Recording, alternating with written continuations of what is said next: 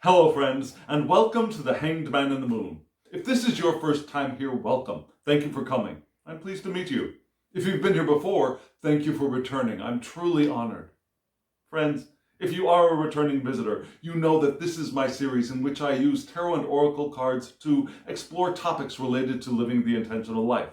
And the new moon has come and gone, and I have a whole new set of decks to work with and to show you and to enjoy with you.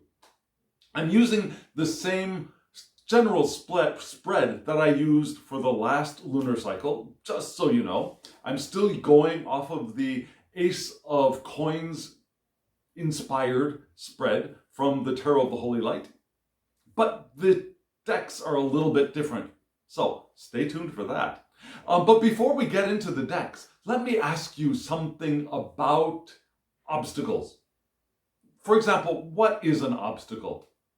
There are many kinds of obstacles, right? There are physical obstacles. Something could physically be standing in the way of where we want to go. It could be a traffic jam. It could be a water main if we're doing construction. It could be a cliff. Yeah, an absence of road could be a kind of obstacle as well. But there are those physical obstacles, things that stand in the way of where we think we want to go. Have you ever experienced one of those? Something that blocked your path? Physically. There are those, but there are others as well, right? There are emotional obstacles. Perhaps we have an emotional obstacle like stage fright or fear of speaking in front of people that stands in our way. Perhaps it's just a general sense of not feeling secure in our abilities, or an emotional obstacle like fear of success, fear of moving in the direction that we think we want to go in. Have you ever felt that? There are interpersonal obstacles as well. Yeah? Somebody could be standing in our way. It could be a physical standing in our way, but it doesn't have to be that kind of thing. It could be somebody who just blocks our path, blocks the direction we think we want to go in, who tells us, no, we can't go that way, or we can't do it that way, or we can't do that. It could be somebody who holds up hoops for us to jump through. You have to get this degree, you have to do this in order to go in the direction you think you want to go in. There are many kinds of obstacles. There are, what did I say? There are emotional, physical, interpersonal. There could be psychic obstacles. Now, perhaps our eternal selves, our eternal selves are standing in our own way, are trying to get our attention to move in a different direction. They could be financial obstacles. There are so many kinds of obstacles. Can you name a few more? Let me know. But what do you think about these obstacles? Do you see them as beneficial or detrimental? Do you see them as opportunities or lack thereof? This week's Tarot and Oracle spread is asking us to explore the idea of obstacles. So we have a beautiful spread already all laid out for us. Let me show it to you right now.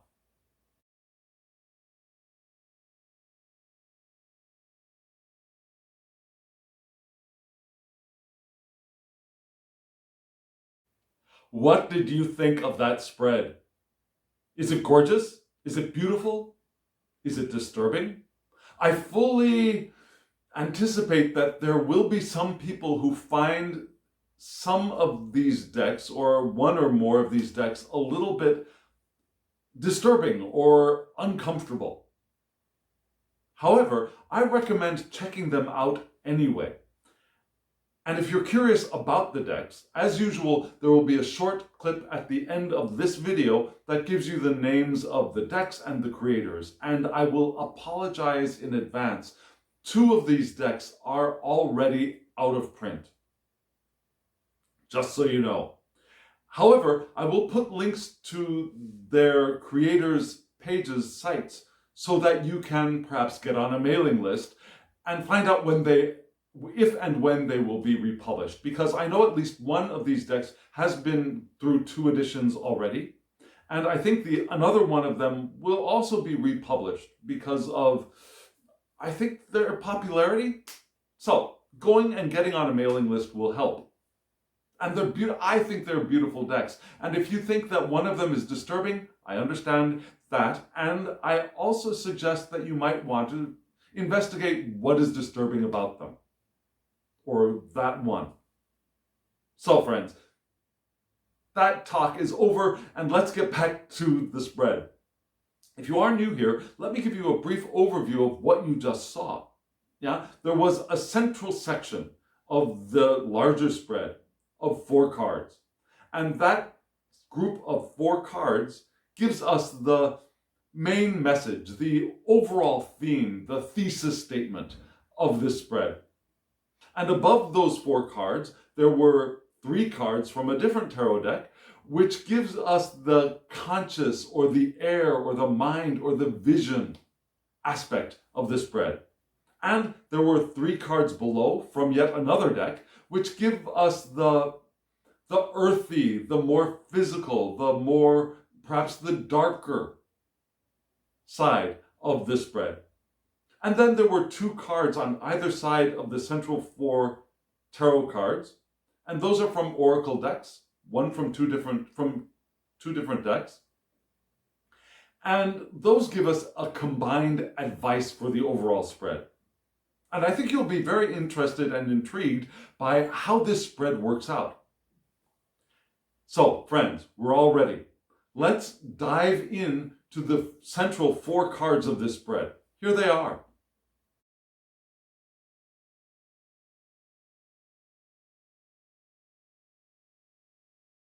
This is an intense group of cards. Now, if you've been with me for the last few months, you'll know that this deck is intended to be worked with reversals. And often, if not for the most part, when I lay the 4 cards together, or 3 cards together, depending on the spread, there will be a plethora of reversed cards. This is probably one of the first times where 3 out of 4 cards were all upright and only 1 was in reverse. So, yay for us. However, when I laid them out, you'll also notice that 2 of the upright cards are 2 of the fairly challenging cards of the tarot. Yeah? Starting from the upper right, which is where I laid them, which is the order that I laid them out in. From the upper right, we had the 7 of Wands, a challenging card, even in the upright position. The 5 of Swords, yet another challenging card in the upright position. Then, bottom left, we had the 9 of Discs in reversed. 9 of Discs is generally a really happy card, but in reverse. And then we had a happy upright card in the Sun. So, now these explanations of happy and challenging are broad strokes, and every challenging card is actually a happy card if you really allow yourself to open to the message. Does that make sense? So let's open ourselves to the message of this spread, because there is some challenge that we're faced with, and yet it is to our benefit in many ways. So we'll start with the first card in the upper right-hand corner, which was the 7 of Wands. And let me show you that card as up close and personal as I can. Here it is. So let me make sure that's upright. Yes, it is. It's upright. In this card, what do we see? We see the 7 Wands standing. And in front of the 7 Wands, there is fire, which makes sense because the Wands are fire suit, right? At least in this deck, in most decks, in the Rider-Waite-Smith decks as well. And at the top of the Wands, you see symbols, right? The first time I saw this card, my first thought was, oh, those must be the planetary symbols. 7 lights in the sky of the traditional Hellenistic astrology, for example. But on closer inspection, you'll notice that those are not the 7 planets. But they are sigils on top of the 7 wands. And then behind the 7 wands, we see the path going into the dark woods. And this is an interesting card. It's a beautiful card. The art of the whole deck is beautiful, but this is a beautiful card, and it shows us a challenge. But first, let's think about the astronomical implications of this card in this deck. Now, this is a deck based on the Continental Tarot, and the Continental Tarot,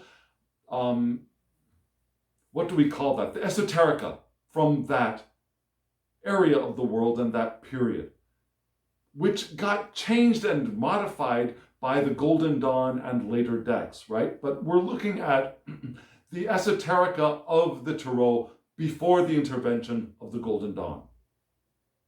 So for this deck, what do we have? We have Mars in Sagittarius, which could be a very friendly association, right? Mars is a fiery planet. Sagittarius is a fire sign. It's one of the 3 fire signs. I'm a Leo, so I should know. I should know. So that should be a very comfortable match. Also, it's a complement of Jupiter in Virgo. And we've got another Virgo card coming up a little bit later. So, what does that mean? This card is here to remind us that there is a barrier, there's an obstacle here in our path. What kind of obstacle? Well, some ideas suggested by the creator of this deck are that we might be at the edge of our current capacities. We came into these bodies as eternal energy, eternal spirit, eternal beings, eternal life that comes into these beautiful human bodies that we are co-creating to have a human experience. And as we have our human experiences and we live our lives, we grow and we expand and we acquire capabilities. But the capabilities we have now, that's not the end of the road. And sometimes as we go forward on our intentional lives, we run up against an edge of one of our capabilities. And to continue on that path, we may need to expand our capacity, expand our capabilities, to rise above perhaps the obstacle, to figure a way to go around the obstacle, or perhaps even to get our way through the obstacle.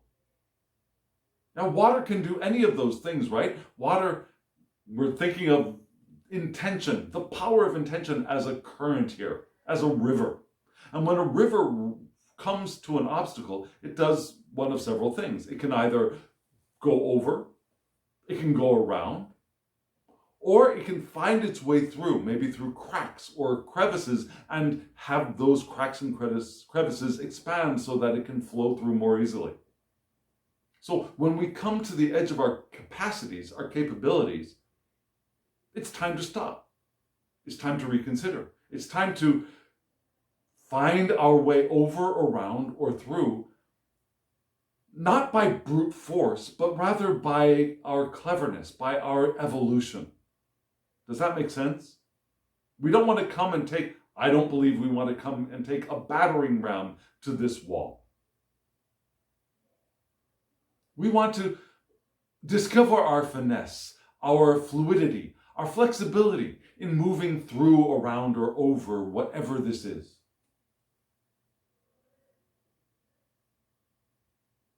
Because why? Because in a way we're competing with ourselves as we live our intentional lives. Yeah, there's this internal competition of can I, can't I? Let's see how much farther I can reach. Let's see what I can discover. Can I discover my current personal best? So this barrier could be something that we've placed in our own path so that we can discover our own personal best of getting over, around, or through whatever this is.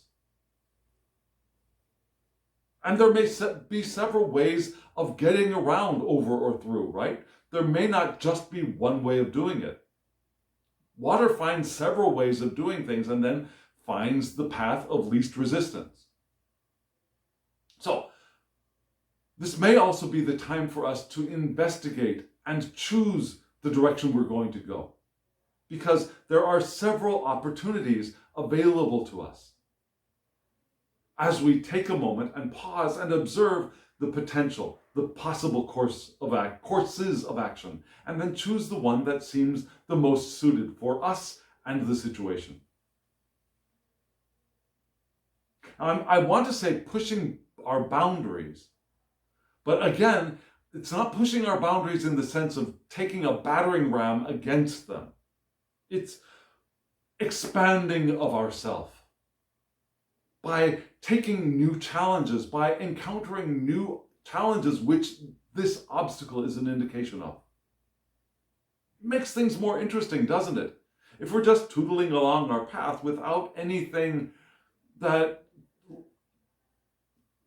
not forces us, but gives us an opportunity to think newly, to think more broadly, to investigate with more detail.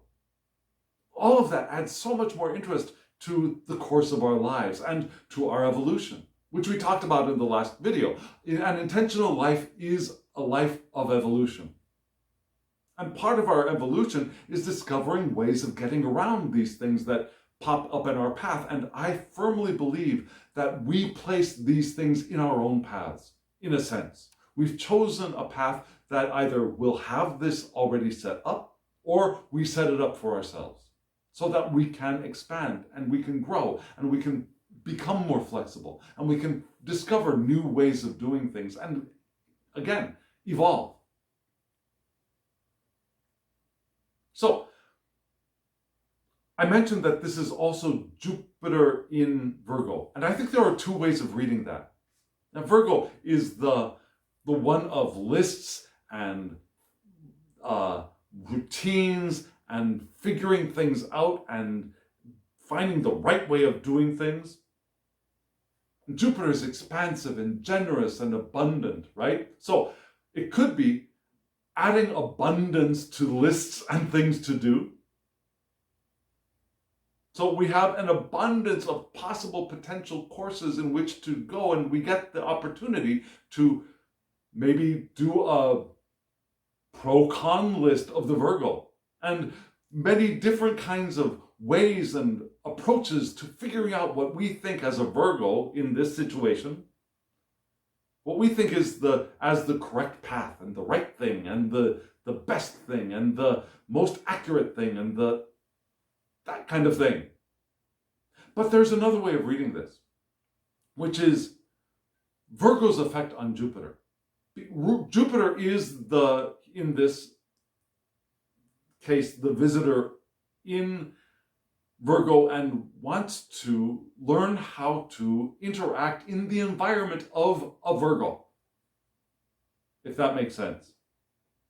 So in this case, Virgo has an influence on Jupiter, which may be systematizing, that's the word, systematizing, or adding precision to the expansiveness of Jupiter, because Jupiter in its expansiveness can get a little bit out of control. And in the environment of Virgo, Jupiter may discover that it's better to find a way of systematizing and organizing and adding precision to that expansive growth and abundance of possibilities. That is its innate character. Does that make sense? So that's what this card is here to remind us of. We've got all these possibilities. And then this obstacle, this barrier, this gate, if you will, of wands appears in our path, and we get the opportunity to figure our way around it, or over it, or through it. Expanding our possibilities and systematizing our possibilities. Finding the precise way for us, like water, finding its precise way to flow most easily, most smoothly in the direction it wants to go, which for water is following the course of gravity, but for us, it's following the course of our intention. Following the flow of our intention, the river, the current of our intention. So, this card is an opportunity if we allow it to be. And so we move from here into the Five of Swords, which is, again, a challenging card. And what do we see in this card? Let me just give myself a refresher. I've got a picture of it there, but it's kind of small. So here, for you, as up close and personal as I can get it, we have the Five of Swords, which you see these two bird-like creatures, and they look like they are in battle, right? And we see in the four corners there are flowers, and there also seems to be a fire burning in the background, doesn't it? Which reminds me a little bit of a Wands card in this suit of swords.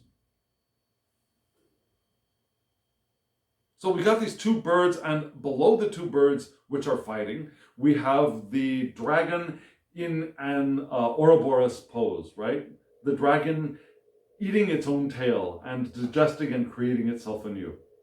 So there's that idea of regeneration in this card as well, at the base. And as far as astrology goes, this is Venus in Aquarius, which is a little bit uncomfortable, a little bit of an uncomfortable match, right? Venus, which signs is Venus? Which signs is Venus most comfortable in? Venus is comfortable in Taurus, and it's comfortable in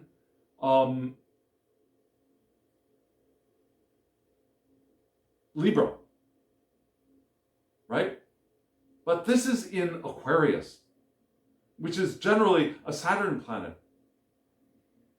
And so the additional association for this card is Saturn in Libra. Again, a little bit uncomfortable. Now that harshness in the Venus-loving Libra. The beauty of balance in the Libra card gets a little bit of harshness from Saturn. Barriers, walls again. Saturn is the outer limits of what classical astrologers thought of as the planets. It's that ultimate final barrier. There ain't no more out there. And so again, this is a challenging card. And what do we think of when we see this card? We think of perhaps internal conflicts, struggling for domination. These two birds are struggling for domination, to establish a pecking order, perhaps. And this could also be an interpersonal struggle. It could be us and another who are struggling for a pecking order. And that could be the barrier from the Seven of Wands.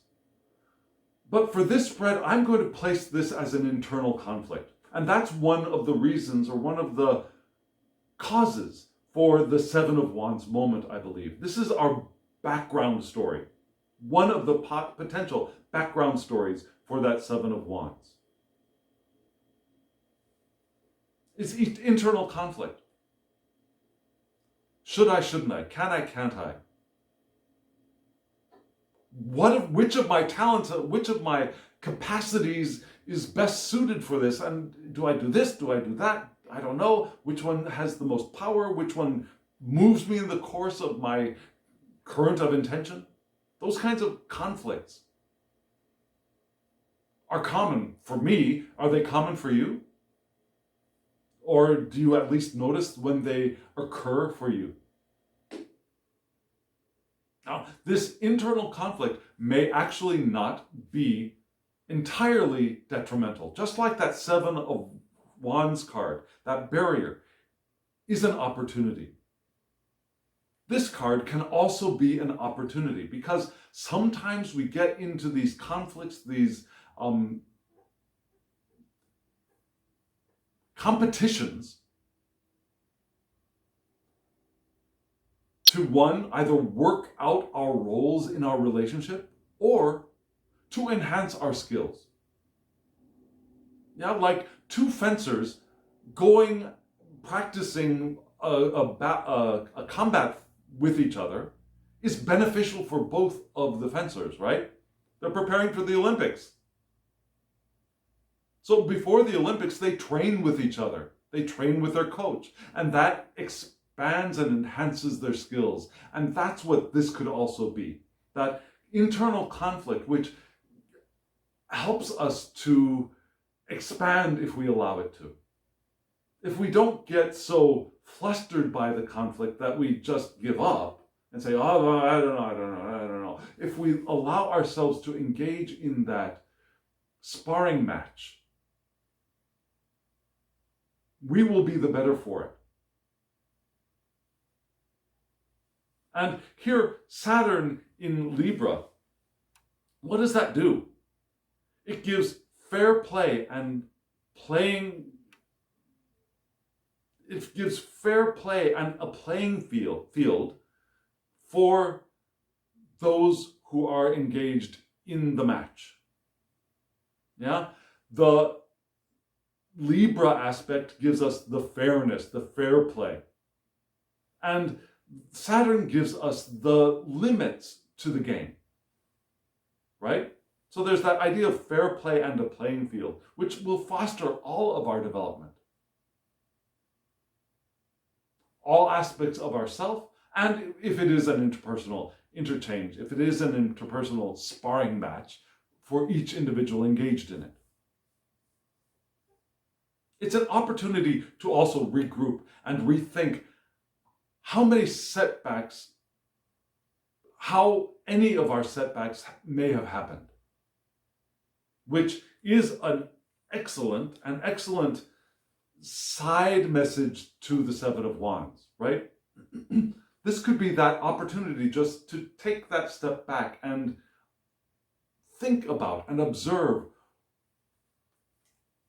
how that barrier came to be, how our setbacks appeared for us, how the obstacle appeared in our path. So the swords is the thinking suit, right? So this is also an opportunity to step back and look at those swords, which are also blocking a path here in the card. Now we've got the swords doing basically the same thing as the wands, blocking our path to the sun.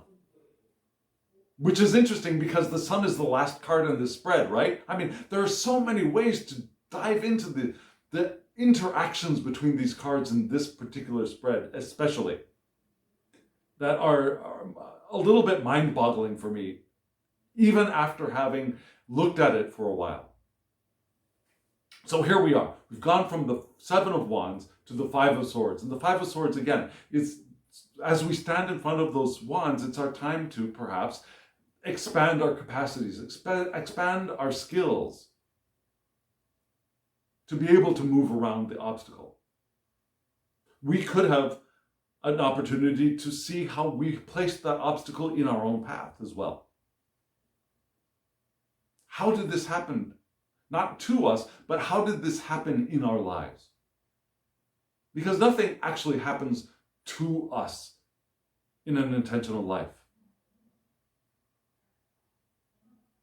Nobody is really out there without our consent doing things.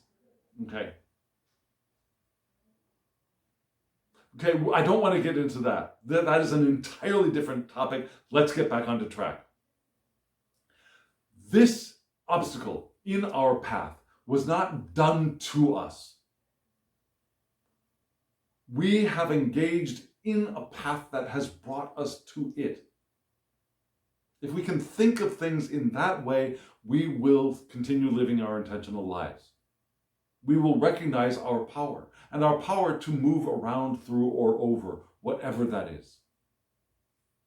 As soon as we start thinking that we are the ones being beaten down by the world, by other people, by life, then we give up our power, right? And we don't need to do that. We can do the Five of Swords, step back and reconsider. How did I come here? How did I decide to engage with this obstacle in the first place? Not that I've made a mistake. There are no mistakes. There are no mistakes in this path. We don't make mistakes. We learn, we grow. Something doesn't seem to be working out, we find another way to do what we want, which is a beautiful way to live. And so we've gotten to the Five of Swords. Now, perhaps internal conflict.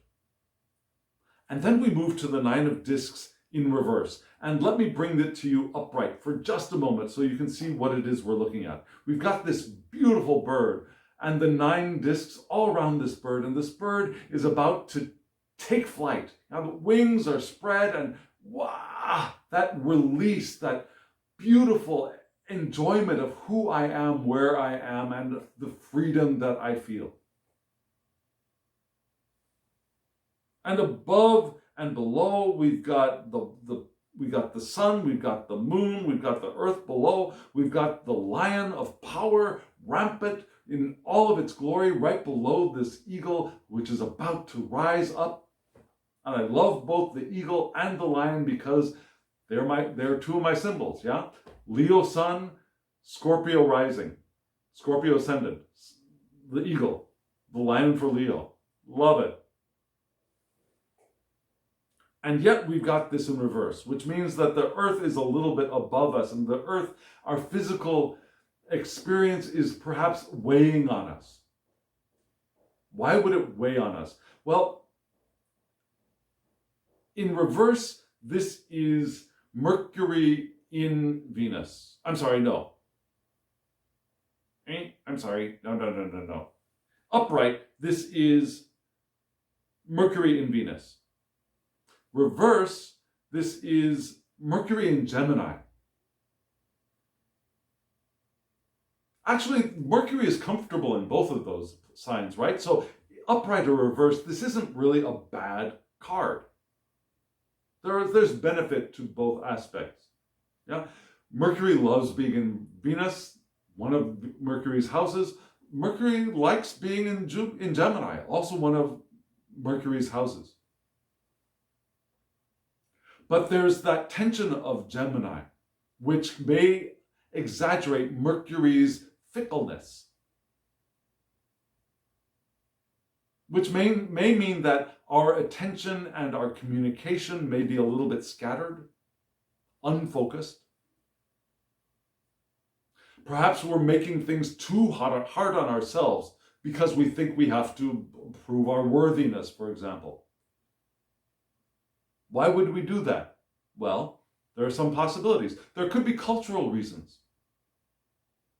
Perhaps when we start feeling successful, perhaps when we start feeling secure, perhaps when we start feeling like we've got what we need, a little bit of guilt can creep in there, especially for those of us who are in Christian-based cultures. And if you speak English, you are probably in a traditionally Christian-based culture. If you speak one of the Romance languages, you're probably in a Christian-based culture. Whether there are more Christians than atheists or whether there are more atheists than Christians, the cultural base is a Christian one. Our ethics, our morals, all of that are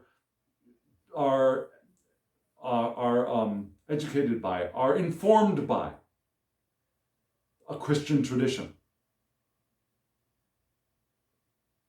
And part of that Christian tradition is a little bit of guilt when things seem to be too easy. A little bit of guilt when we start feeling like I've got more than perhaps I might deserve, right? Have you ever felt that? winner's guilt. The guilt of, what do we call it now? Privilege. There's a lot more guilt. There is guilt. There's insidious guilt for having accomplished things that a lot of us feel, whether we acknowledge it or we push it into our unconscious and it grows and festers and becomes a monster. So this card is here to remind us that maybe that obstacle may have been placed in our own path by us because we're starting to feel guilty that maybe things are going too easily and I need something in my way to get over it in order to feel like I deserve the pats on the backs, the accolades, the statues in the town square, whatever. So, guilt for privilege, guilt for success, especially when it wasn't won from struggle and strife and pain and suffering. Now, most of us, if we've struggled, striven, and suffered for our success, we won't feel that much guilt. But if that success seemed easy, seemed comfortable, seemed like it was just like being on a river of the powerful river of intention, that easy path, that smooth path to success, we might start feeling guilty that maybe this is too easy. Maybe I don't deserve this. Maybe. Guilt for feeling secure when other people are insecure. Doesn't mean that we want to either A, blame them for not finding their own security, or B, think that we're better than anyone else because we are secure. We're not better because we're secure. They are not worse if they are less secure than us. But there's no reason for us to feel guilty for our security. We can be grateful for our security, happy with our security, and then we'll be so much more able to share with those who may be a little less insecure than us. As they say on the airplane, you put the mask on your own effing friggin' face before you put it on somebody else's. We feel gratitude and appreciation for what we have before we start sharing it with others. If we start doing it out of guilt, we're going to start doing something that is probably going to be detrimental to us and to the person receiving. Whether it's emotional detriment or karmic detriment or whatever, it's not going to be a clean, happy, open, loving transaction. So that guilt is one of the barriers that could be standing in our way. Guilt for enjoying the sensual life, for enjoying food, sex, alcohol, play, games, our free time, music, art, dance, painting, leisure time, whatever. We may start feeling guilty for enjoying all of those sensual pleasures when we think that as good Christian ethical people, we should have our nose to the grindstone and work, struggle.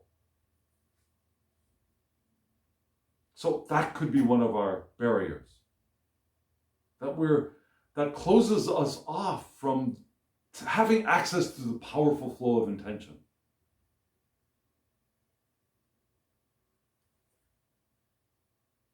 So again, we want this one, we want to be, if we can, this isn't a bad thing.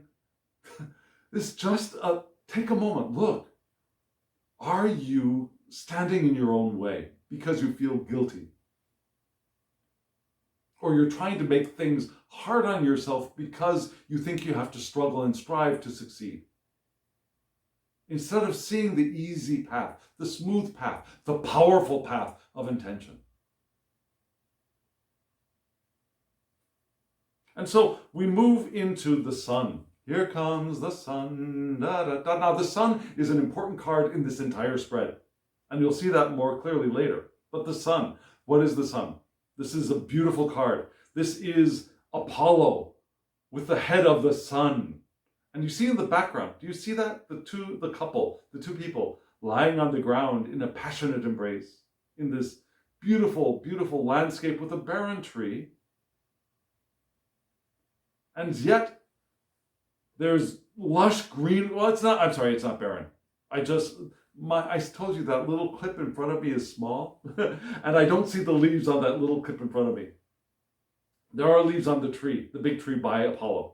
And there's vegetation in the background. There's light in the background, which is interesting because the sun is right there on Earth. There's light in the background and this couple making passionate love on the ground. There's so much life and passion and energy in this card. And this card's association is Pisces of all things. Don't usually think of the sun and all of that activity in Pisces, do we? But the association for this card is Pisces. A watery card for such a watery sign for such a powerfully fiery card. At least the way I think of Pisces. So, what is this? This is fulfillment of personal desires, right? Now you see these two people in the background fulfilling their desires. The sun weds the moon. Now, the pair of Leo and Cancer, for example, they wed. They engage. The aspects of self come together and unite. The hermetic androgyny is fulfilled. The union of internal opposites, which were indicated by those cards leading up to this point, right? The internal struggles that create the obstacles, the internal struggles that created the guilt. Here they unite into one powerful force of the sun. It's a beautiful card. It's a beautiful image. It's a beautiful thought. Now, personally,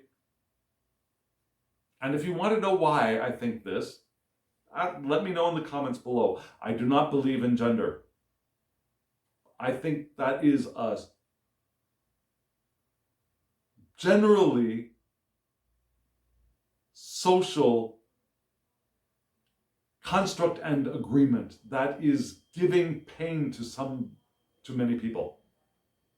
I do not believe in gender as a truth, but rather as a social contract which can either be maintained, broken, or realized as, in current society, less and less helpful. And yet, we still want to join aspects of self. So whether it's an androgynous self or whether it's a yin-yang, an active, passive, it's a fire, water, whatever you want to think of these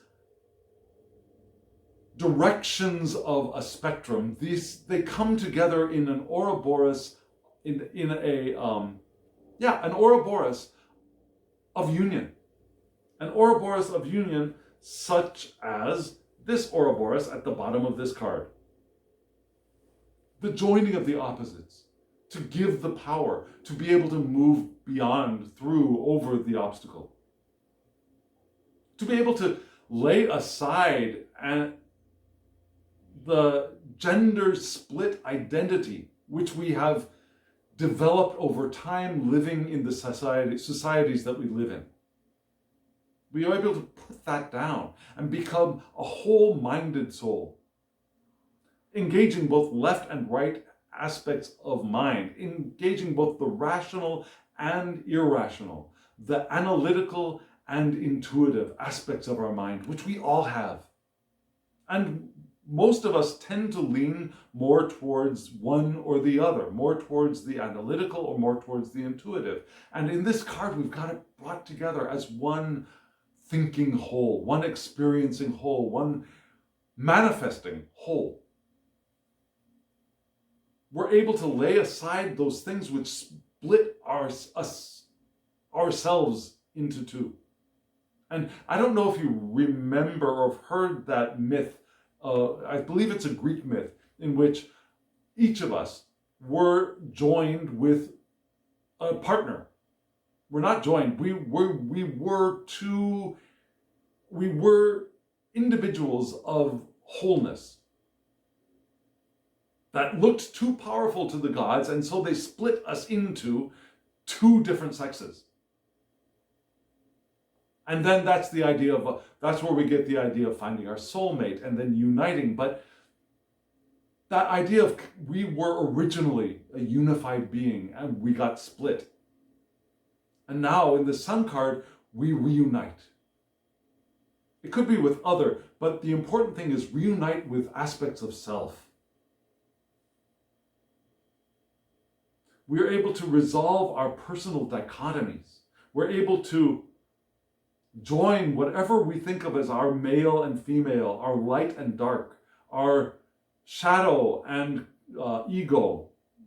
All of that can be united here. And in doing that, we do the alchemy of manifesting the true gold of self, true consciousness, which is in a Jungian construct called individuation.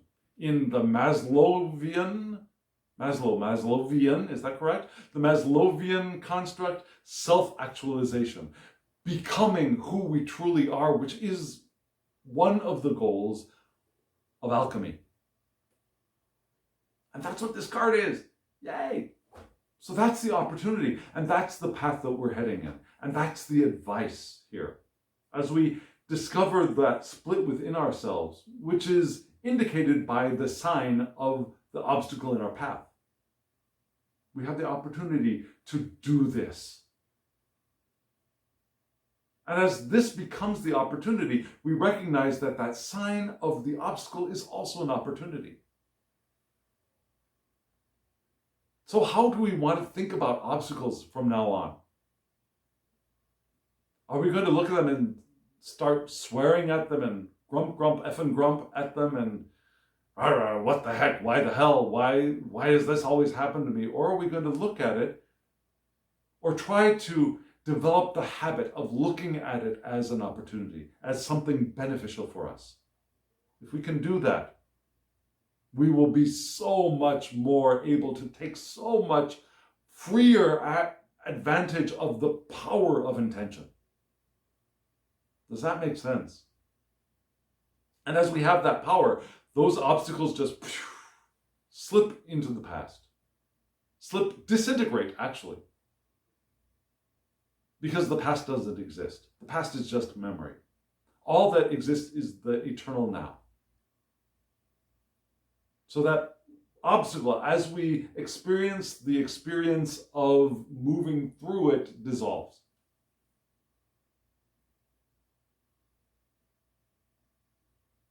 Oh, this is so beautiful. This is so wonderful. And remember this card. No, where are you? Where are you, my baby? There you are. Here we are. Remember this card. Remember this card. Remember this card. The sun. What number is it? It's number 19. Okay, so friends, we've done the setter. Let's look at the top row of cards. Here they are.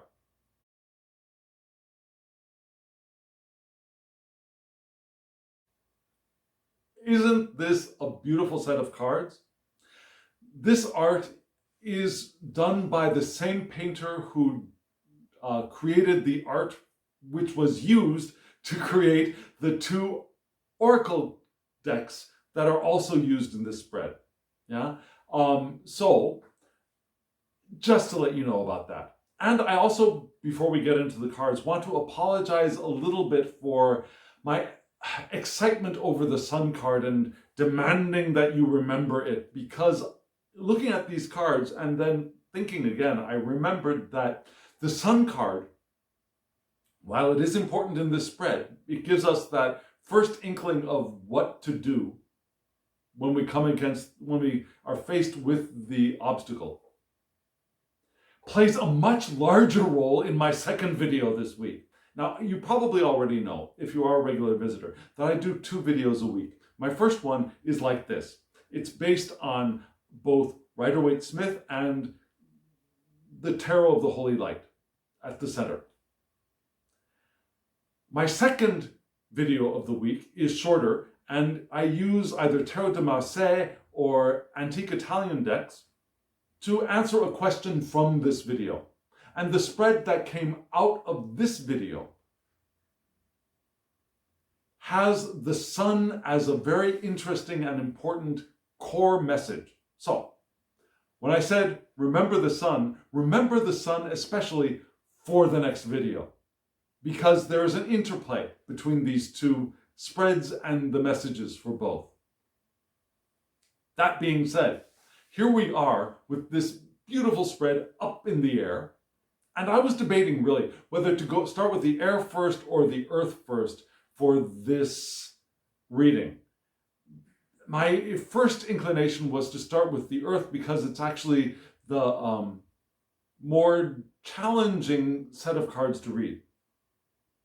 But after doing that reading of the central 4 cards, I realized that no, I want to start with the air next. So, here we are with the air. And we had, from left to right, the Chariot, the 7 of Cups, and the 4 of Wands. Lovely cards. Very, very, to me, all of them very, very happy cards, very positive cards for me. Some people will read the 7 of Cups, for example, as a somewhat shadow-infused card, but for me, it's a happy, happy card. I love it. I love the 7 of Cups. I love when it shows up. And these cards are very different from Pamela Coleman Smith's art, which many of us are more used to. Now, this artwork is drawn from Odilon. I forget his full name. His last name is Odilon, and he's a French artist. And the creator of this deck, Melissa Witherspoon, curated his art to create a beautiful, beautiful tarot deck. And so, in this grouping of 3 cards, looking at the bottom set of 3 cards together gave me the indication that instead of reading from right to left or from left to right, I don't know, left to right or right to left, not sure which direction you're seeing this in, I want to start with the central card first. Because I think the 2 cards on either side of the central card balance each other and color this one in an interesting way. So, 7 of Cups. Here you are. Let me show you the card up close and personal. The 7 of Cups. It's a beautiful, beautiful card in this deck. All of the art is beautiful. You see a woman, looks like a woman to me, looks like she is getting up out of a bath, and she sees these 7 cups floating in the air before her, and they all radiate this beautiful golden light. And even though in the guidebook for this deck, that idea of illusions and don't trust it, that kind of is still intertwined in the message, for me, in Pamela Coleman Smith's deck, and especially in this one, that radiance, I think, is not, it's not the all that glitters is not gold radiance. This is the sun shining from these cups to me. And there's a plethora of cups. So for me, the 7 of Cups is opportunities. It's choices. For some people, it's wishful thinking, but for me, it's daydreaming. What does daydreaming mean to you? To some people, it's something that we are punished for in school. Yeah? The teacher comes by and whacks, well, maybe they don't do that in your generation, I don't know. But the teacher walks by and whacks your head and says, stop daydreaming. Which is one of the worst lessons we could have possibly learned in school, to stop daydreaming. Daydreaming is the way inventors invent. Daydreaming is the way we reach new heights in personal and societal evolution. Daydreaming is the way that we expand, evolve, become who we want to become. Daydreaming is one of our best tools. Whoa, I just lost the cards. Let me go get the cards. I'll be right back. Sorry, the cards just went out. Poof! I got so excited by this card. The Seven of Cups. Yeah, for some people it's illusion, it's temptation, it's superficiality. It could be decoys, like something that's out there to lure you and grab you. And perhaps if we read this card in reversed, I'd buy into that. But upright, to me, it's daydreaming. And daydreaming is a beautiful, wondrous thing. To envision so many possibilities and what do I want to experience in my life. And that's the way we place these dreams, the jobs, the relationships, the art we want to create, the books we want to write, the vacations we want to go on, the homes we want to create, the families we want to raise. We put all of those things by daydreaming out on the river of our intention, and we open to the power of intention and we flow in that direction. But first step, if we didn't do that daydreaming, we wouldn't have anything on our path, and it wouldn't be as interesting a path, if you ask me. So this is a beautiful card to me. And no one will argue me away from that. This is a beautiful card. And so we come upon the obstacles that we were just talking about. And as we take a step back, we also want to remember that in that card, in that Seven of Wands card, that path forward is kind of shadowed. This is what helps that. As we want to imagine, to daydream, what is beyond there? Where are we going? And so, to support that, we had two cards. The Four of Wands, here it is, and the Chariot. Now, in the Four of Wands, in Pamela Colman Smith's art, we see the four wands stuck in the ground. There are laurels hung from the wands, and we see a castle in the distance, and sometimes we see two people, maybe a group of people, coming in the direction of those four wands, and we think of celebration, joy, harmony. Maybe a wedding. It could be the wedding card for some people. It could be relaxation, stability. Yeah, our passions become stable in the fours, right? Sense of belonging. I am part of this group. I am part of this family. I am part of this union that is about to be made. It's also a homecoming. Yeah, celebrating the return of the prodigal child, perhaps, could be also the Four of Wands. A feeling of prosperity and bliss and happiness, and yes, I've made it this far. I made it from the three where I started off on my adventure, and this could be a milestone. Yes, I made it this far. I'm happy. And in Pamela Colman Smith's art, remember, the two, we see the person with the globe, and we imagine them looking out into the distance and see where the possible places to go. In the Three of Wands, we see the person with the three wands standing on a hill, looking at these ships, either going or coming. So in the Four of Wands in this deck, that Melissa Weatherspoon has chosen this ship image is interesting, right? It reflects that idea of the after I have launched myself on my adventure of creation, I take a moment in the four, I'm stable, and I pause and I celebrate my milestone. But in this card, what do we see?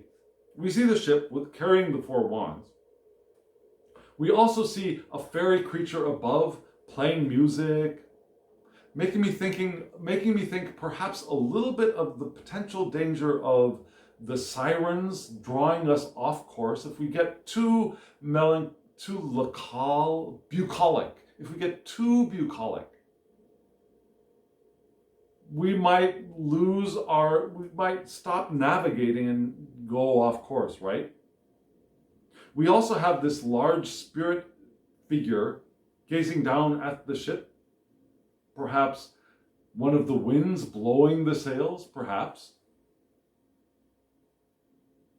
Now, right now, the ship is in a colorful, beautiful space. It's stable, it's not rocking, but it doesn't look like it's really moving all that much.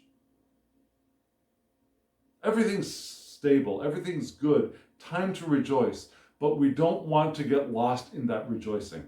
We don't want to get lost in the siren song of the right now and relaxation. Not saying that the other choice is struggle and strife. Now, we don't want to get distracted from our path. We want to be in the ever-present now moving forward, right? Which is what this Chariot card is also reminding us of. Now, in this Chariot card, different from Pamela Coleman Smith's art. In Pamela Coleman Smith's art, like in Tarot de Marseille, we see a prince or a royal figure in a chariot with two horses, one light, one dark, perhaps, drawing the cart forward, even though the cart doesn't really look like it could move because it looks like it's sitting on the ground. The wheels are, anyways. But these two sphinxes or two horses are either pulling or ready to pull or available to pull the chariot forward, and we want to keep them going in the same direction. They look like they have a tendency to maybe go in different directions. Here we have these two rather wild-looking horses. Very large-looking horses in comparison to, can you see the chariot behind them? It's really, really small. And the person in it is much smaller than the horses. It looks to me like those horses have way too much control over this charioteer. And it also looks like these horses are about to jump off a cliff. Doesn't it? So, this is a card of generally willpower, bravery perhaps, but also success and victory. It's a card of taking action and moving forward with that will, getting the horses in alignment and moving forward with determination and control. You got your hands on the reins, control the horses. And especially in this card, that idea of wanting to control these horses, which seems so much larger than the controller. That becomes much more important, I think, in this card. And so, what is this trying to say? We come up against, or we come up to an obstacle of some kind, which we discussed earlier. And perhaps we want to take that moment to also envision what we want to experience on the other side of the wall, of the obstacle.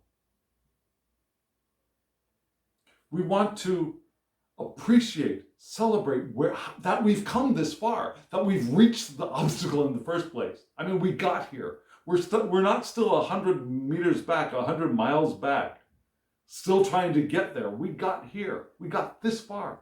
So it's a moment for possible celebration, but we don't want to stop there. We want to keep our willpower, our mind together, which we also discussed earlier. We want to bring our mind together, squid for brains. We want to keep our mind together as a unity moving forward.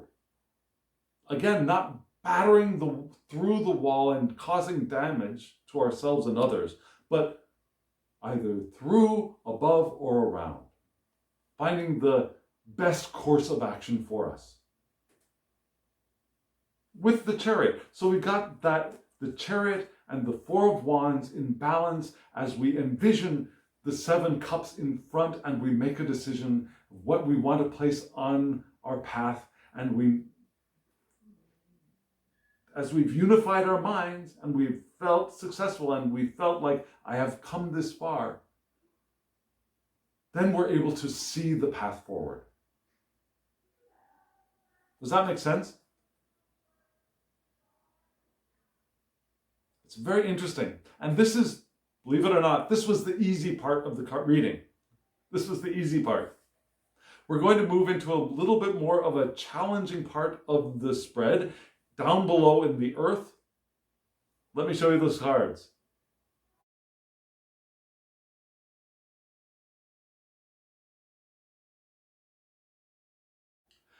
What did you think of this deck? The images are dense, is the word that comes to my mind. The images are very dense. Did you like them? Did you find them disturbing? What was your reaction to these cards? That would be very interesting. I can understand and I can resonate with the feeling of perhaps being disturbed by the images. Now, unfortunately, this deck and the deck we just looked at in the air section, these are the two decks which are currently out of print. But again, if you want to check out the decks and maybe get yourself on a waiting list or a mailing list to see when and if these decks are reprinted, that information will be below in the description box. But this deck is intense. It's a psychologically intense and it's a Jungian-based tarot deck. The artist of this deck, which is different from the publisher, the artist unfortunately has passed away.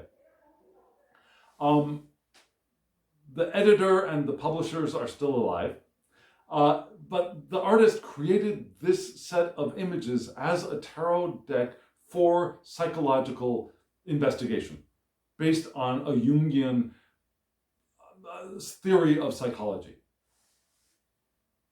And so, like we started with the central card in the air, I'd like to think of the central card here also as the primary message, with the two cards on the sides being balancing information.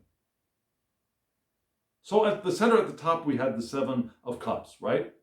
Here at the center at the bottom, we have the Wheel of Fortune. And this is a very different Wheel of Fortune from what we may be used to in either the Tarot de Marseille or the Coleman Smith, the Pamela Coleman Smith's art, which actually has a wheel and there are creatures around the wheel. This one is very different.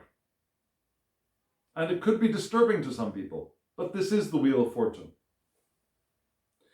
And the Wheel of Fortune in this deck, again, it's a Jungian-based deck. The Wheel of Fortune in this deck is, rather than a circle like a wheel, we can think of it more as a living mandala or an embryo. And maybe you're asking yourself, which one? An embryo or a living mandala? Perhaps an embryo is a living mandala. Or maybe the Orphic egg. The Orphic egg, which is, it's not exactly a sphere, it's not round, but it is elliptical. Maybe that's a better idea for this Wheel of Fortune card. The Orphic egg, which contains a universe of possibilities. Because instead of that idea of now I'm up and now I'm going down and now I'm down and now I'm going up, which, I mean, cycles, that's a powerful image and a powerful symbol. This is so much more showing you this back of the card. This is so much more complex. And perhaps even more real. Because, at least in my life, it's not so clean and clear that now I'm up, now I'm going down, and now I'm going down, and now I'm going up. We appear at different points and different areas, and sometimes we're even in the axis part of the wheel, watching it go around us. And so that's why I think this is perhaps a more accurate description of a Wheel of Fortune to me. So what? The embryo. This is a a mandala of half-formed beings from protozoa, perhaps. And because they're half-formed, perhaps we have the choice of which one will form at any time. We could form ourselves here. We could form ourselves here. We could form ourselves as this being. We could form ourselves as that being. You have this infinite potential for possible directions or ways in which we can form ourselves.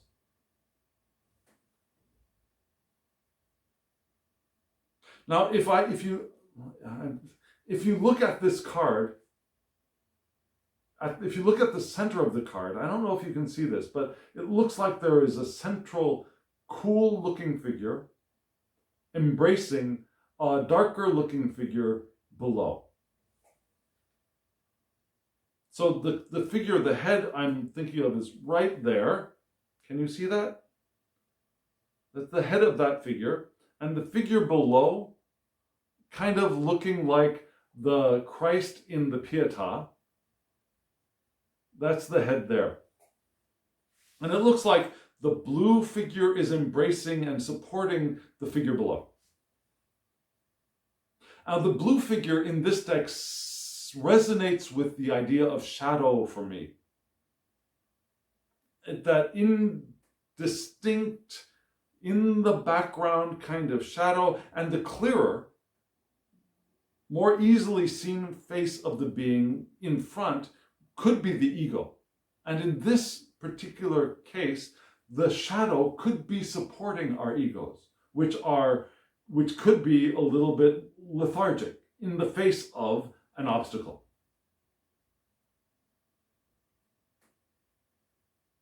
So what I see here is potential.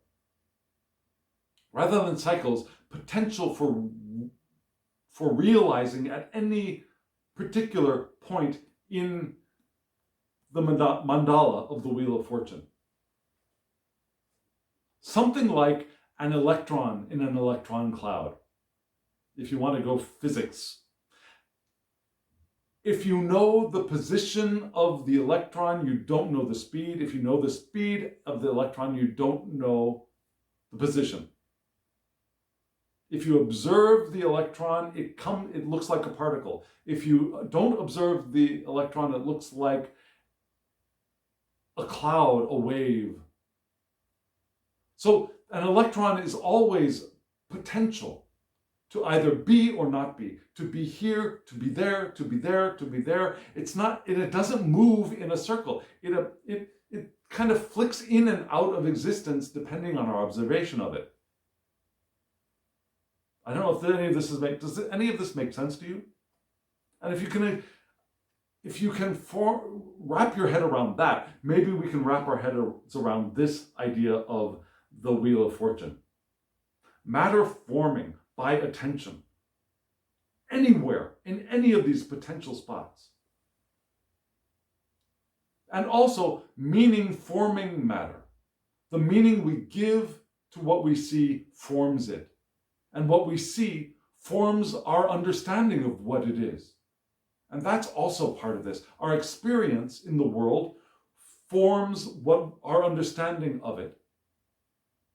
And also, our understanding of the world forms what we see. And there's an interrelationship with that. We project and we create our experiences in the world is a simple way of explaining that or of speaking of that.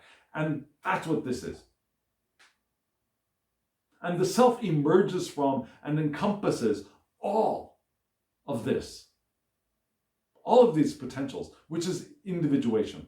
This is axis mundi, where opposites meet. Here in this card. Where ego and shadow meet. Where all potentials meet. Which we get a reflection of the sun in this Wheel of Fortune card, right? All of this potential from the Seven of Cups, which we just talked about, right? All of this potential, all of this potential, all of this potential.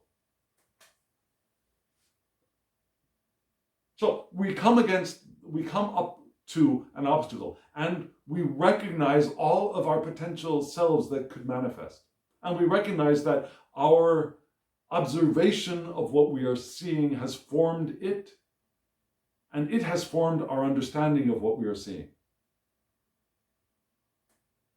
So what supports us with this? Dun, dun, dun. Well, we've got the Girl of Fire, which in a Golden Dawn based deck would be the Page of Wands. Another wand card, right? No, we've got all the cards here. We've got swords, we've got wands, we've got cups, and we've got discs in this spread. So it's all there. We've also got some majors. It's all there. We're not missing anything. Anyways, so yes, the Girl of Fire or the Page of Wands. Very different from any deck you've probably seen in the past. I'm sorry, where is she? There she is. And so this is also Earth of Fire, right? In this deck, this is the wounded child. Now that's the way the creator of this deck painted this. The painter painted the wounded child and wrote it down here too. So as we recognize these potentials, possibilities, we want to recognize our own inner wounded child and perhaps find healing for that one, which we'll find a little bit in the next side card in just a moment. So this card is also recognizing that as we select our possibilities, we want to acknowledge the wounded aspects of self. And one of the most common aspects of self that is wounded is the wounded child, right? It's also a rupture between past and present. Past actually not existing, but there's that break between what has been and what has been and what is, and what is becoming. So this card is also that liminal space between what we have experienced and what we're moving towards, which echoes a little bit that Seven of Wands. We're beginning to march into a new life. This card is beginning to march into adulthood, becoming the adult that they are not destined to, but that they have decided to become. And it's a break again from childhood. And it's at that liminal space between childhood and adulthood, which is a bit of an alienating experience. How were your teenage years? How were those years when you were no longer a child and not yet an adult? Did you feel a little bit of alienation? I know I did. I started wearing black everywhere. I went through a bit of a depressed period in my teenage years, and I was the better for it, I think.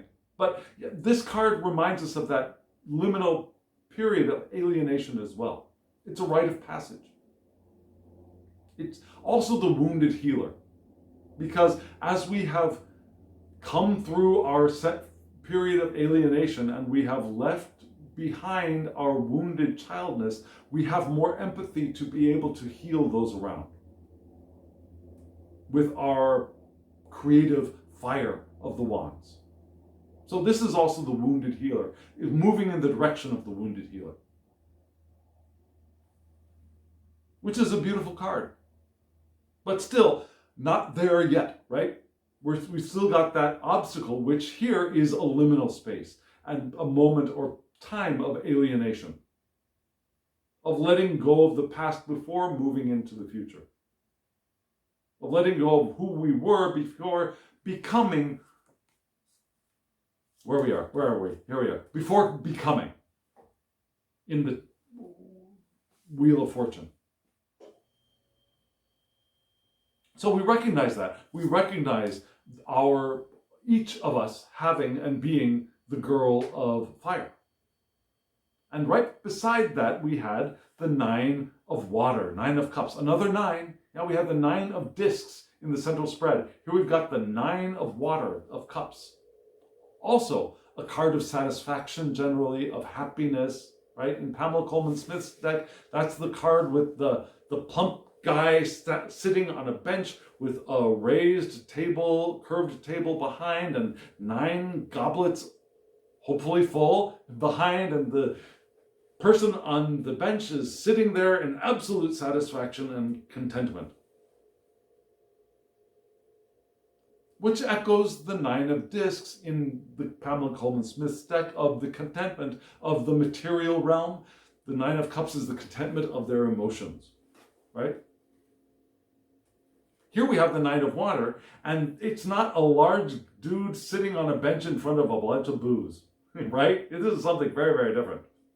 This is a person at the well in front of perhaps a holy place, a church or something. This looks like or which side? Here.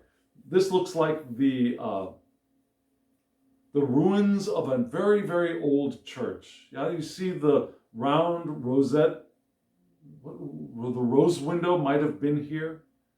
And there's a break up here where the roof has collapsed, perhaps. We see the pulley for a well, the pulley for a bucket for the well, and down here we can see the bucket at the bottom. And that blue could be a couple of different things depending on how we look at this card. Do you see the blue? Can you see that it is blue? I don't know how well color is showing up in the camera right now. Down here. Do you see blue? So what do we have? We had a person which look like they have a mask on them, right? The mask of the persona, how we interact with the world, our masks. We each have several masks that we use during the day, during each day. This is the mask of the employee. This is the mask of the son or daughter. This is the mask of the mother, the father, the wife, the husband. This is the mask of the irritated customer in the store. We all have personae that we manifest and we pull out whenever we need, and we slap it up on top of our true face. So we have the figure, the conscious mind with the mask of a persona on it, and behind that figure we have a bluish figure, which is the shadow in this deck, and this bluish figure is trying to remove the persona from the conscious mind. And below there, we've got another person kind of in a napping or resting pose at the bottom. And that could be the animus, according to the author, but it depends on who this is. If you identify as a male person, then we would call that the anima down here. If you identify as a female person, we would call this the animus down there. Because that is the split between as we identify and the rest of the stuff that we don't identify, but which is actually us. Psychologically, in the Jungian model. We have the conscious self, which I will identify with a certain kind of person, which for shorthand, we could call it male, female, or whatever. And that's not so important. It's just that whatever that self-identification is, there are other aspects that we do not identify with, but are still part of us. And that is either the anima or animus, which is the yin to this yang, or the yang to this, which is the yin to this yang, or this is the yang to this yin, which is the light to this dark, or the dark to this light. The things that we identify with and the rest of the stuff, but is still us. That is what that figure laying down there. And that figure laying down there has the inner child also laying here in the water in a gentle embrace, both of them seeming to be sleeping. And it looks like the conscious self with the mask is trying to wake the animus up, perhaps to pay more attention to the inner child. Yes, that is what this deck is all about. That's what we are called to think of when we use this deck. So what is that saying? There's an interconnection here between all of those aspects, between the ego, the shadow, the anima, animus, the inner child. There is the desire here in the Nine of Cups to remove the mask and be the integrated, the interconnected self. There's also a pool here with a large bucket. A pool, I should say, a well here, a well of emotion. Because it's a cup suit. With a bucket, a big bucket. But I don't know if you can see it. There's also a small cup here being offered, which the creator of this deck suggests might be an indication that we might want to drink small drafts from the deep well of our emotions, from the deep well of our unconscious, from the deep well of our intuition. We might want to take small drafts of that so that we don't get overwhelmed by a huge bucket of even the good things. If they come in excessive quantity, are overwhelming. So maybe we want to take small drafts of our wishing well, because this is also a wishing well, according to the creator of this deck. So, affluence, wishes fulfilled. We don't want them all to rush upon us at once. We want to take small drafts of our success, small drafts of our wishes, and emanate positive energy, seemingly, because we have seemingly unlimited resources. That well is full up to the top. So what are we saying? As we've come up to the opportunity of our obstacles, we want to recognize that we have all of these potentials. And as we recognize the potentials and as we're discerning our choices, we want to recognize the inner wounded child in our liminal space, because that's what that barrier is. It's a liminal space. It's an alienation. Recognize that. That's an indication of our inner wounded child that may want some healing, that may want to recognize that we've evolved past the woundedness that we experienced. And integrate that wounded child within us. Integrate aspects of self as we were reminded of in the Sun card, right? To integrate, become whole, and take small drafts of our success. Now, we've got some interesting advice coming up with 2 oracle cards from 2 different decks based on the painting of Odilon. So, let's take a look at those.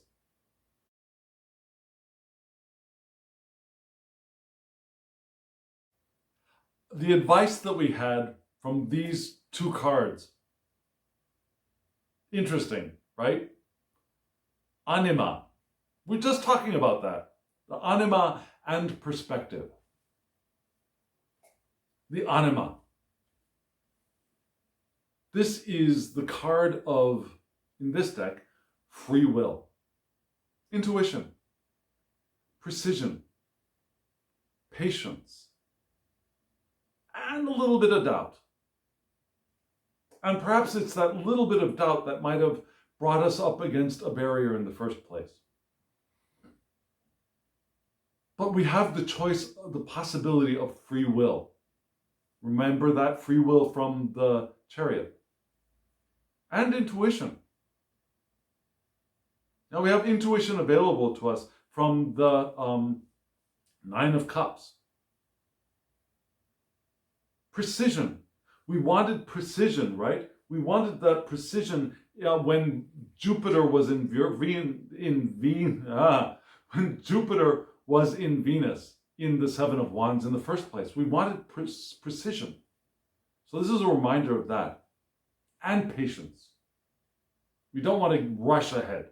We want to take a step back. So we've got essences, bits of this whole spread right here in this card. So that's a perfect place to start our advice, right? Well, okay, so we have free will. You know, the archer, the idea of free will, the archer is an excellent symbol for that, right? When we think of an archer, the archer has a bow and arrow. They take aim. That aim is the free will. And once the aim is taken, we pause, and in that pause, we release, right? So that's what our anima has the potential for doing. Our anima allows us to access our intuition, because that's where the anima resides, in that area of the mind with intuition and that intuitive mind. But also precision and patience.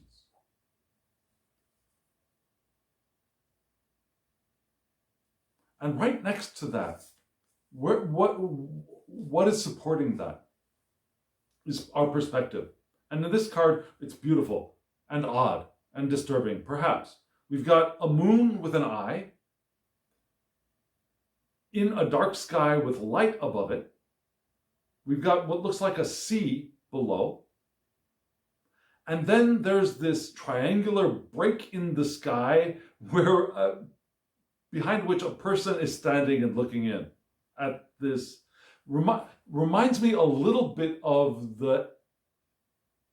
is it the Edward Truman Show? That Jim Carrey movie where they created this whole little city inside of a dome, and the Jim Carrey as the character lives his life inside of this, and it's being recorded, and people in the rest of the world are watching it.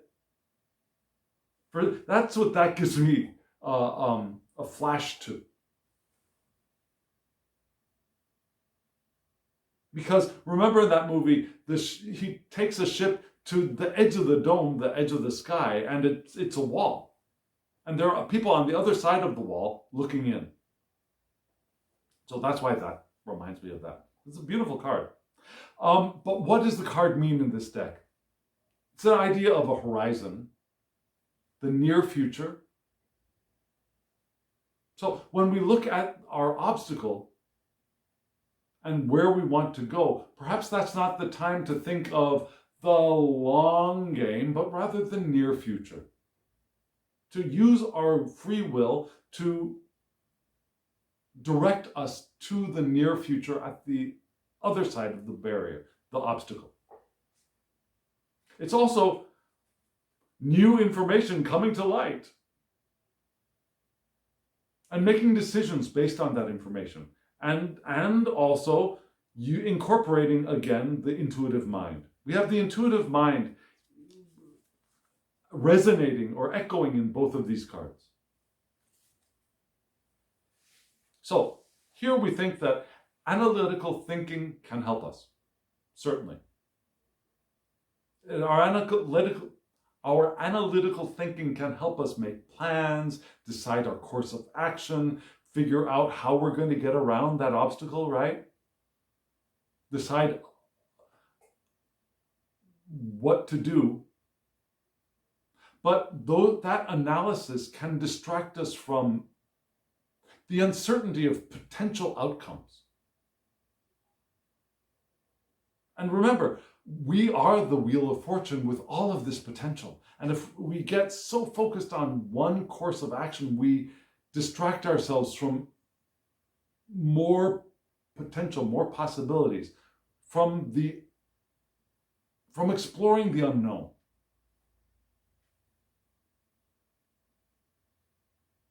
Because we're focused on either what I'm going to do now and how to stave off future problems, how to circumnavigate our own worries, which can be useful. But if that's all we're doing, we're losing half of our mind. We're losing half of our potential perhaps even more than half of our potential, perhaps 90% of our potential. So this card is also asking us to be fully present and to embrace the unknown. And the way that we navigate the unknown is with our intuition, right? So that's why intuition is also a key factor in this card. So that's the advice. The advice is to have our free will, our intuition united with patience and precision, but not get so so engrossed in, so single-mindedly focused on solving the problems to the neglect of exploring the unknown. Because that's where the gold is going to be discovered, in the unknown. And in exploring the unknown, we will find our way around, through, over the barrier, the obstacle, the Seven of Wands.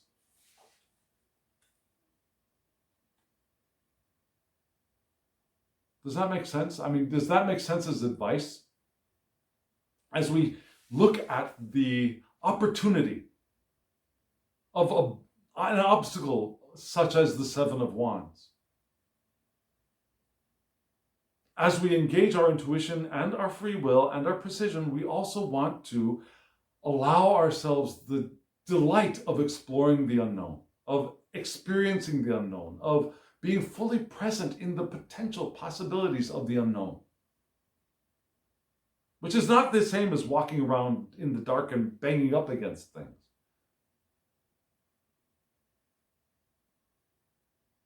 This is such a rich spread, and I hope you agree with me. If you do agree with me, if you found this as enriching and meaningful for you, hit the thumbs up button so that YouTube knows and other people will be attracted to this video and the channel. It helps with, as they say, the algorithms. So hit the thumbs up button. And also subscribe if you haven't subscribed. And leave a comment below. Really, really do leave a comment below. I would love to hear from you. What do you think? What makes sense? What sounded too obtuse? What did I not explain clearly enough? Let me know in the comments below.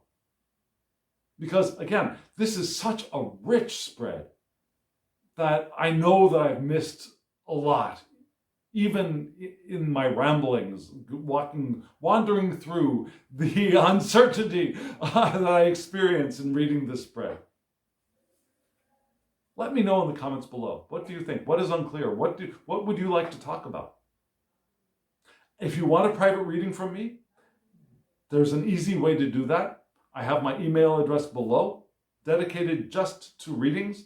Shoot me an email and we can get a reading for you. It could be short, it could be long, it could be Rider-Waite-Smith based, it could be other based, it could be Tarot de Marseille, whatever. It's your choice. It's our choice. So shoot me an email and we can get you a private reading. And friends, now, as always, I wish you love, joy, well-being, and pure awareness. Thank you.